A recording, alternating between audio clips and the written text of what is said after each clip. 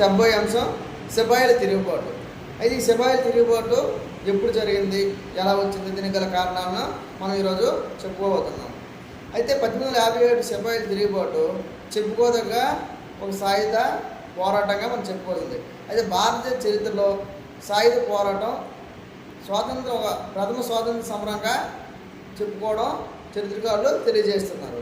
అయితే ఈ 1857 సిపాయిల తిరుగుబాటుకు గల కారణం 1848 నుండి 56 మధ్యకాలంలో డల్హౌసీ పరిపాలన చేయడం జరుగుతుంది. అయితే ఇతను రాజసంక్రమణ సిద్ధాంతాన్ని తీసుకురావడం జరిగింది. ఈ సిద్ధాంతం ద్వారా అయోధ్య, పంజాబ్ మొదలైన ప్రాంతాలన్నింటినీ కలుపుకొని పరిపాలన సాగించారు. అయితే అప్పుడు పరిపాలన కాలంలో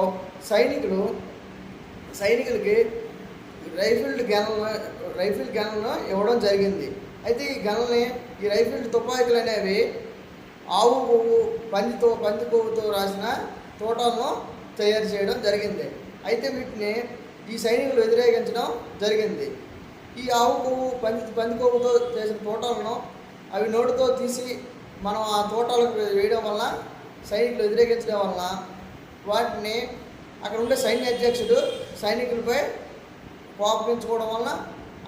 కోపగించుకున్నారు.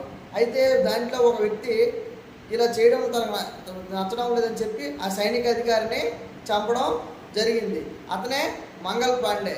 అయితే ఈ మంగల్ పాండే ఆ సైన్య అధ్యక్షుడిని చంపడం వల్ల అతను ఉరి తీయడం జరిగింది. సిపాయిల తిరుగుబాటు మీరట్ ప్రాంతంలో ఈ తిరుగుబాటు అనేది రావడం జరిగింది.